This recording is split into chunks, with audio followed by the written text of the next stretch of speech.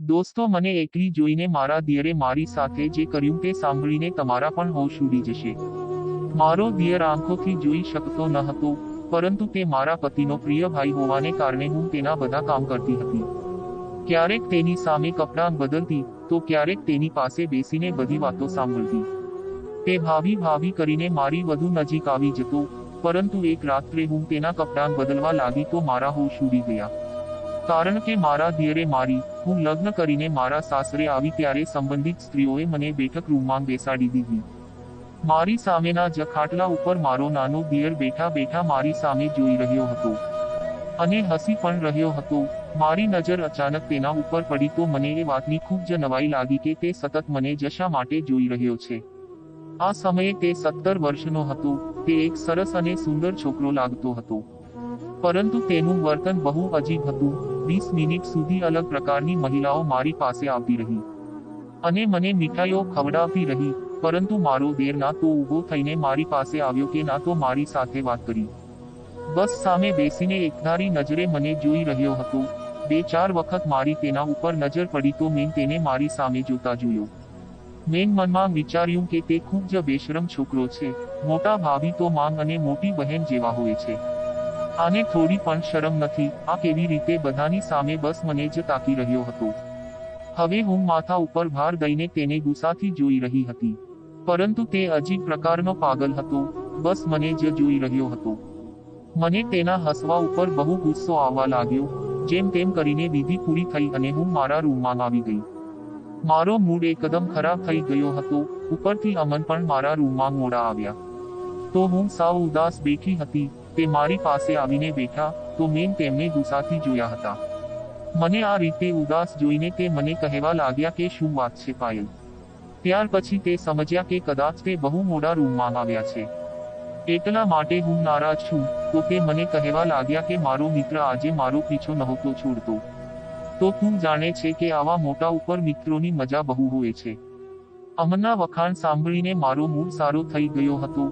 મેં મારા દેરની વાતો મારા પતિને જણાવી ન હતી, કારણ કે તે શું વિચારશે. આવતાની સાથે જ મારા ભાઈ વિશે આવી વાતો શરૂ કરી દીધી. મારા પતિ અમને એક જ ભાઈ હતો, સુરેશ. મારા સાસુ સસરા આ દુનિયામાં ન હતા. ત્યારે અમારા ઘરમાં હું, મારા પતિ અને મારો દેર સુરેશ જ રહેતા હતા.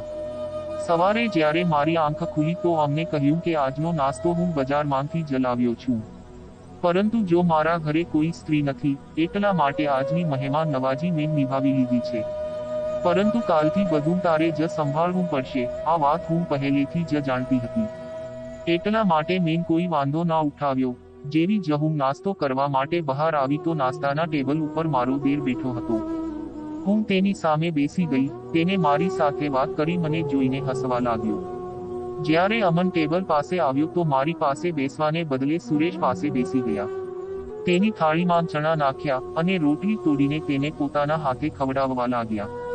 આ જોઈને મને બહુ આશ્ચર્ય થયું હતું, અને એનાથી વધારે આશ્ચર્ય મને એ થયું કે સુરેશ હજુ પણ સામે બેસીને મને જ જોઈ રહ્યો હતો. આને તો પોતાના ભાઈની પણ શરમ ન હતી અને ગુસ્સો મને અમન ઉપર પણ આવવા લાગ્યો કે તે તો તેને રોકી શકતા હતા, અને પછી તે પણ મને અજીબ લાગી રહ્યો હતું કે અમને આને પોતે કેમ ખાવાનું ખવડાવી રહ્યા છે. તે 17 વર્ષનો છોકરો હતો. શું તે પોતે ખાઈ ન શકે? એટલા માટે મેં કહ્યું કે અમન, સુરેશ પોતે પણ ખાઈ શકે છે. તમે તમારો નાસ્તો કરી લો. મારી વાત સાંભળીને તે કહેવા લાગ્યા કે પાયલ, મારો ભાઈ સુરેશ આંધળો છે, તે જોઈ શકતો નથી. આ સાંભળતા જ મારો કોળિયો હાથમાંથી નીચે પડી ગયો. આ સાંભળીને હું ખૂબ જ આશ્ચર્યથી જોવા લાગી. તે ખૂબ જ સુંદર છોકરો હતો. તેની આંખો ગ્રે કલરની અને ખૂબ જ સુંદર હતી. મને ના જાણે કેમ ખૂબ જ દુઃખ અને અફસોસ થયો હતો કે તેને આંખોમાં આ ખામી હતી કે તે જોઈ નહોતો શકતો, અને કાલથી કોને ખબર હું તેને મનમાં કેટલું ખરાબ બોલી રહી હતી. અમનના ચહેરા ઉપર ઉદાસી હતી. અમન કહેવા લાગ્યા કે સુરેશ બાળપણથી જ આંધળો છે અને તે જોઈ નથી શકતો. અમે આનો ખૂબ જ ઈલાજ કરવાની કોશિશ કરી હતી, પરંતુ ડોક્ટરો કહે છે કે ઓપરેશનથી કોઈ ફાયદો નથી થવાનો. ત્યાર પછી અમન કહેવા લાગ્યા કે આના બધા કામ હું જ કરું છું, પરંતુ હવે તારી જવાબદારી છે. તું આને પોતાનો ભાઈ સમજીને આના બધા કામ કરજે. તો મેં કીધું કે ઠીક છે, પરંતુ બહુ અફસોસ અને મને દુઃખ થયું હતું. એ સાંભળીને કે સુરેશ આંધળો છે. સુરેશ દેખાવમાં કેટલો સુંદર અને સારો હતો. કાશા આવો ના હોત અને જોઈ શકતો હોત. મારી વાત સાંભળીને સુરેશની આંખમાં આંસુ આવી ગયા હતા અને કહેવા લાગ્યો કે ભાભી, મને તમને જોવાની બહુ ઈચ્છા હતી, પરંતુ જુઓ, મારી કમનસીબી, મારા એક જ ભાભી છે અને હું તેમને પણ જોઈ શકતો નથી. થોડા દિવસ પહેલા જે મારા દિલમાં સુરેશ માટે નફરતની ભાવના હતી, હવે તે સહાનુભૂતિમાં બદલાઈ ગઈ હતી. પરંતુ મારા હોશ એ વખતે ઉડ્યા કે જ્યારે અમને એ પોતાની ડ્યુટી જોઈન કરી અને જ્યારે તે પોતાના કામ ઉપર જવા લાગ્યા, ત્યારે તે મને કહેવા લાગ્યા કે સુરેશને ખાવાનું પણ તું પોતાના હાથે ખવડાવજે અને કપડાં પણ તું જે પહેરાવજે. ખાવાની વાત સાંભળીને તો ઠીક હતું, પરંતુ કપડાં વિશે સાંભળીને તો મારું મગજ પણ ફરી ગયું હતું અને મેં કહ્યું, અમન, આ ખોટી વાત છે, આ બરાબર નથી. હું તેના કપડાં કેવી રીતે બદલાવી શકું? તો તે કહેવા લાગ્યા કે આને નાના ભાઈ જેવો જ સમજ અને તેને પ્રેમ આપ. હવે મારે ઓફિસનું કામ સંભાળવું કે આને સંભાળવું? તું પોતે જ બધું સંભાળી લેજે. એમ કહીને તે જતા રહ્યા. હું પોતે બહુ ચિંતામાં હતી અને અત્યારે એવું વિચારી રહી હતી કે હું શું કરું, જ્યારે મેં સુરેશના રૂમમાંથી બૂમ પાડવાનો અવાજ સાંભળ્યો હતો. તે ભાભી કહી રહ્યો હતો. જ્યારે હું તેના રૂમમાં જોવા ગઈ ત્યારે તે પેન્ટ અને બંડી પહેરીને ઊભો હતો અને કહેવા લાગ્યો કે આ શર્ટ મને પકડાવી દો. ના જાણે ભાઈએ તેને ક્યાં મૂકી દીધો છે. આખા પલંગ ઉપર હાથ મારીને જોઈ ચૂક્યો છું, પરંતુ સમજ નથી પડતી કે તે ક્યાં છે. તેનો શર્ટ પલંગની ધારમાં લટકેલો હતો. મેં તે શર્ટ તેને પકડાવી દીધો. તેણે શર્ટ પહેરી લીધો તો, પરંતુ બટન તેને ઊંધા સીધા બંધ કર્યા હતા. મજબૂર થઈને મારે જ આગળ વધવું પડ્યું. મેં કહ્યું, તું રહેવા દે, હું તને બટન બંધ કરી આપું છું. મેં તેના શર્ટના બટન બંધ કર્યા અને તે ખુશ થઈ ગયો અને મને કહેવા લાગ્યો કે ભાભી, મારા વાળ પણ ઓળાવી દો. તો મેં ડ્રેસિંગ ટેબલમાંથી કાંસકો લીધો અને તેના વાળ પણ મેં ઓળખી દીધા. ત્યાર પછી તે કહેવા લાગ્યો કે મને હવે તમારો હાથ આપો. તો મેં કહ્યું કે શા માટે? તો તેને કહ્યું કે આપો તો ખરા. તો મેં ડરતા ડરતા મારો હાથ આપ્યો અને હું એ વિચારી રહી હતી કે તે મારો હાથ કેમ પકડવા માંગે છે. તેને મારા હાથને તેના બંને હાથોમાં લીધો અને કહેવા લાગ્યો કે તમારો ખૂબ ખૂબ આભાર. આટલું કહીને તેને મારો હાથ છોડી દીધો અને કહેવા લાગ્યો કે ભાભી, હું તમને જોઈતો નથી શકતો, પરંતુ તમને મહેસૂસ તો કરી શકું છું. એટલા માટે તમારો હાથ પકડીને મહેસૂસ કરવા માંગતો હતો કે ભાભી કેવા હોય છે. મને તો મારી માનો પ્રેમ પણ મળ્યો નહીં. હું જ્યારે ખૂબ નાનો હતો ત્યારે જ મારી માનું અવસાન થઈ ગયું હતું અને મારા પિતાનું પણ 2 વર્ષ પહેલા જ અવસાન થઈ ગયું છે. જ્યાં સુધી મારા પિતા જીવતા હતા ત્યાં સુધી તેઓ જ મારી સંભાળ રાખતા હતા, પરંતુ તે પછી બધી જવાબદારી અમનભાઈ ઉપર આવી ગઈ અને લગ્ન પછી તમે હજુ થોડા દિવસો પણ સારા નથી વિતાવ્યા કે મારો બોજ તમારા ઉપર આવી ગયો. તે બહુ જ ઉદાસ થઈને આ બધું બોલી રહ્યો હતો. તો મેં કહ્યું કે તું કોઈના ઉપર પણ બોજ નથી અને મારા ઉપર તો જરાય નહીં. મારી વાત સાંભળીને તે હસવા લાગ્યો અને કહેવા લાગ્યો કે તમે બહુ સારા છો, મારું આટલું બધું ધ્યાન રાખો છો. પરંતુ જેમ જેમ સમય પસાર થતો ગયો તેમ તેમ મારા દિયર સુરેશના નાટક થોડાક અજીબ થવા લાગ્યા.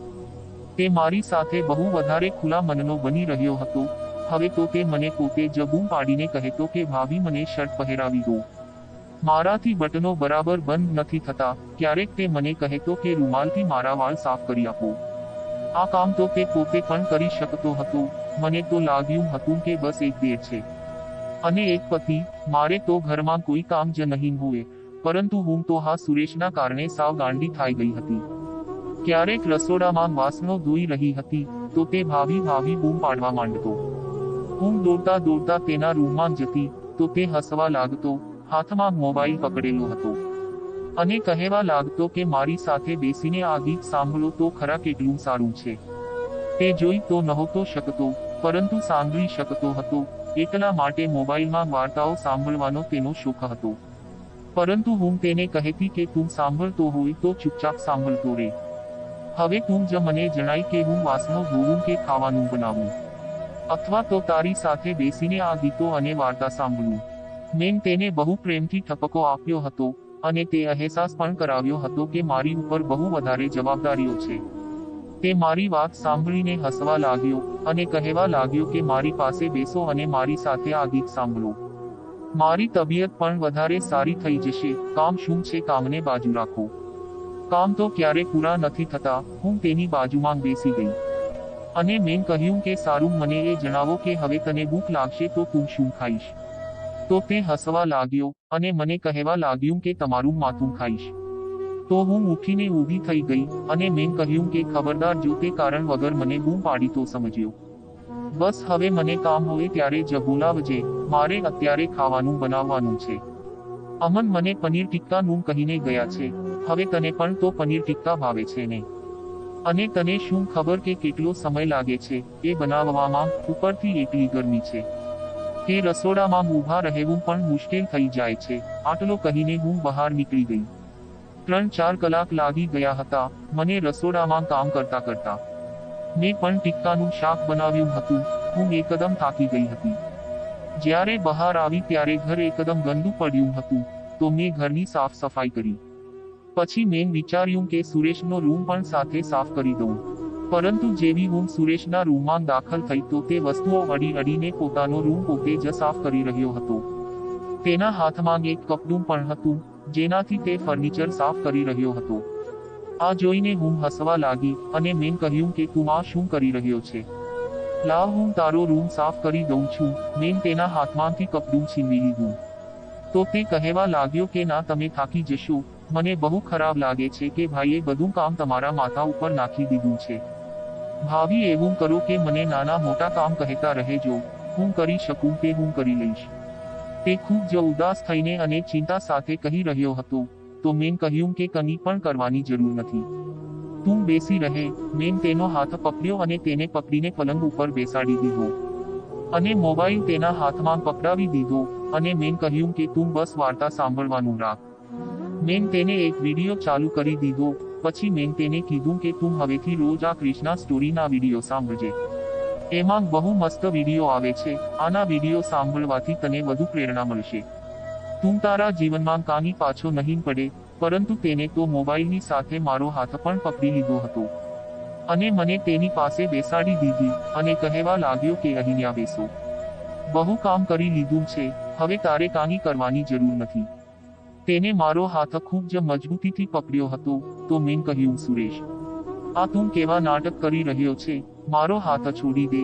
સાંજ પડી ગઈ છે અને મારે ચા પણ બનાવવાની છે. તું જણાય કે તું ચાની સાથે શું ખાવા માંગે છે? શું હું તારા માટે થોડી ચિપ્સ બનાવી આપું? તો તે કહેવા લાગ્યો કે મારે કાની નથી ખાવું. તમે મને પણ તમારી સાથે રસોડામાં લઈ જાઓ અને બસ મને બતાવો કે ચા કેવી રીતે બનાવાય છે.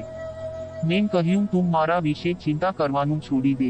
આટલું કહીને મેં મારો હાથ તેના હાથમાંથી છોડાવ્યો અને રસોડામાં આવી ગઈ અને તેના માટે ચા અને ચિપ્સ બનાવી. પછી જઈને તેને ચા આપી. તે ચિપ્સ ખાતી વખતે સતત મારા વખાણ કરી રહ્યો હતો. ત્યાર પછી એક દિવસ એવું બન્યું કે મારા હોશ ઉડી ગયા. મને સવારથી જ તાવ આવતો હતો, પરંતુ અમને મારી કાની પડી ન હતી. બસ મને તાવની દવા આપીને જતા રહ્યા અને મને કહેવા લાગ્યા કે જો તું બીમાર ના પડ, મારું આખું ઘર ઊંધું થઈ જાય છે. ફટાફટ તાવની ગોળી ખાઈ લેજે અને ખાવાનું ઘરે જ બનાવજે. બપોરે પણ મારે ઓફિસમાં સવારનું ખાવાનું ખાવું પડે છે અને ઘરે આવીને હું બજારનું ખાવાનું બિલકુલ પણ ખાઈ નહીં શકું.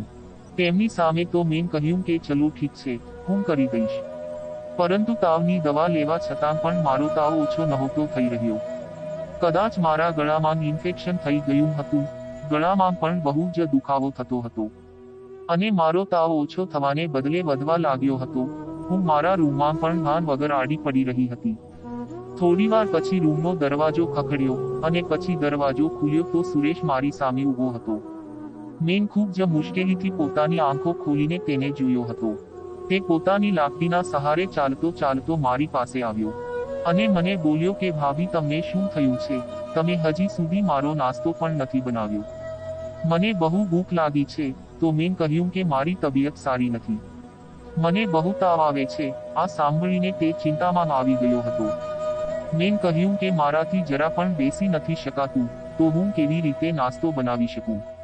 તો તે કહેવા લાગ્યો કે શું તમે પણ નાસ્તો નથી કર્યો? તો મેં કહ્યું કે ના, મારામાં હિંમત જ નથી કે હું ઉઠીને નાસ્તો બનાવી શકું. એવું કર કે તું અમને ફોન કરી દે કે તે જલ્દી ઘરે આવી જાય. મારાથી હલાતું પણ નથી અને હું કંઈ કરી પણ શકતી નથી. મારી વાત સાંભળીને તે રૂમની બહાર નીકળી ગયો. થોડી વાર પછી જ તેને બૂમો અને ચીસોનો અવાજ આવવા લાગ્યો. તે સાંભળીને હું એકદમ ઉઠી અને પલંગ ઉપર બેસી ગઈ. પોતાનો તાવ ભૂલીને હું ઝડપથી રૂમની બહાર આવી ગઈ. એ જોવા કે અવાજ કોનો છે. અવાજ રસોડામાંથી આવી રહ્યો હતો. અને હું જ્યારે રસોડામાં આવી તો મારા હોશ ઉડી ગયા. સુરેશના કપડામાં આગ લાગી હતી. મેં ફટાફટ દોરડા ઉપર લટકતા રૂમાલને નીચે ઉતાર્યો અને ફટાફટ સુરેશના શર્ટ ઉપર લાગેલી આગને ઓલવવા લાગી. પરંતુ ત્યાં સુધીમાં તેનું પેટ અને હાથ બળી ગયા હતા અને તે ચીસો પાડી રહ્યો હતો. મેં કહ્યું કે તું શું કામ રસોડામાં આવ્યો હતો? તો તે કહેવા લાગ્યો કે હું તમારા માટે ચા બનાવવા આવ્યો હતો. તે તડપી રહ્યો હતો અને કહી રહ્યો હતો કે મને શું ખબર કે આગ લાગી જશે. મેં ઝડપથી અમનને ફોન કર્યો. સુરેશ તો એવી રીતે તડપી રહ્યો હતો કે જાણે તેનાથી પીડા સહન ના થઈ રહી હોય. તેનું પેટ અને હાથ વધારે બળી ગયા હતા અને તે ખૂબ જ વેદનામાં હતો. અમને જ્યારે ખબર પડી તો તે પણ થોડી જ વારમાં ઘરે આવી ગયા હતા. સુરેશનું પેટ અને હાથ બહુ વધારે બળી ગયા હતા અને તે રડી રહ્યો હતો. અમને તેને ડોક્ટર પાસે લઈ ગયા અને હું ઘરે જ હતી અને ખૂબ જ પરેશાન હતી. કે ત્યારે મને અમનનો ફોન આવ્યો તો મેં તરત જ ફોનને ઉપાડ્યો અને પૂછ્યું સુરેશ કેમ છે? તો તે કહેવા લાગ્યા આના પેટ અને હાથ ઉપર એટલી ઈજા થઈ છે કે સારું થવાનું મુશ્કેલ છે. મેં તને કહ્યું પણ હતું કે આનો ધ્યાન રાખજે. આટલું કહીને અમન રડવા લાગ્યા અને કહેવા લાગ્યા કે મને બહુ ચિંતા થાય છે અને તેનાથી પીડા સહન નથી થઈ રહી. તે એકદમ જોરથી ચીસો પાડી રહ્યો છે. મેં કહ્યું કે મને તાવ હતો. મને શું ખબર કે તે રસોડામાં જતો રહ્યો. પછી મારા આંસુ પણ વહી રહ્યા હતા. અમન કહેવા લાગ્યા કે હું હોસ્પિટલમાં જ રહીશ, તું મારી રાહ ના જોતી. તો મેં કહ્યું કે ઠીક છે. મને લાગ્યું કે સવાર સુધીમાં સુરેશને રાહત થઈ જશે અને તે સાજો થઈ જશે, પછી ઘરે આવી જશે અને હું તેનું ખૂબ જ ધ્યાન રાખીશ. પરંતુ જે સમાચાર મેં સવારે સાંભળ્યા તે સાંભળીને મારા હોશ ઉડી ગયા. અમને કહ્યું કે સુરેશ હવે આપણી વચ્ચે આ દુનિયામાં નથી રહ્યો. આ સાંભળીને હું જોર જોરથી રડવા લાગી. મેં કહ્યું ના અમન, આ તમે શું બોલી રહ્યા છો? તેને બસ થોડી તો આગ લાગી હતી. તેનાથી કઈ રીતે આવું થઈ શકે? તે કેવી રીતે મરી શકે? હું રડી રહી હતી. રડી તો અમન પણ રહ્યા હતા અને કહેવા લાગ્યા આગ તેના હૃદય સુધી પહોંચી ગઈ હતી. ડોક્ટરે ઘણો પ્રયત્ન કર્યો પરંતુ તેનાથી પીડા સહન નહોતી થઈ રહી. આખી રાત મારો ભાઈ દર્દથી પીડાતો રહ્યો અને મારો હાથ પકડીને કહેતો રહ્યો કે ભાઈ હું મરવા નથી માંગતો, મારે જીવવું છે, મને બચાવી લો. હમણાં તો બહેન જેવી ભાભી મળી છે મને. પરંતુ તેણે થોડીવારમાં દુનિયા છોડી દીધી. આ આઘાત બંને પતિ પત્ની માટે ખૂબ જ મોટો હતો. મને વારંવાર ઘરમાં સુરેશનો ભાભી ભાભી બૂમો પાડતો અવાજ આવે છે. હું દોડીને જ્યારે તેના રૂમમાં જવું છું ત્યારે ખાલી રૂમ જોઈને હું જોર જોરથી રડવા લાગું છું. ક્યારેક મને લાગે છે કે તે હસી રહ્યો છે અને કહી રહ્યો છે ભાભી છોડો બધા કામ અને મારી પાસે આવીને બેસો, હું તમને ગીતો સંભળાવું. થોડા મહિના પછી હું ગર્ભવતી થઈ ગઈ હતી. અમન મારું બહુ વધારે ધ્યાન રાખવા લાગ્યા હતા પરંતુ આ બધો સમય પણ મેં સુરેશની યાદમાં રડવામાં જ પસાર કર્યો હતો. તે ખૂબ જ સારો માણસ હતો અને મને ખૂબ જ અહેસાસ કરાવતો હતો. હું પોતે વિચારી રહી હતી કે કાશ ઊભી થઈ ગઈ હોત અને નાસ્તો બનાવી લીધો હોત. પરંતુ જે કિસ્મતમાં હોય છે તેને કોણ રોકી શકે? અને થોડા દિવસો પછી મારા ઘરે પુત્રનો જન્મ થયો હતો. અમે ખૂબ સારી રીતે જીવવા લાગ્યા હતા. અમને મને કહ્યું કે તું આનું નામ તારી પસંદગીનું રાખજે. તો મેં કહ્યું હું આનું નામ સુરેશ રાખવા માંગુ છું. મારી વાત સાંભળીને અમનની આંખો પણ આંસુથી ભરાઈ ગઈ હતી. મેં તે બાળકને મારી છાતીએ લગાવી દીધું હતું અને મેં કહ્યું કે ભગવાને આપણને બીજો સુરેશ આપી દીધો છે. આજ હવે આપણા દુઃખોને ભરશે અને સુરેશની યાદોને પૂર્ણ કરશે. ધન્યવાદ.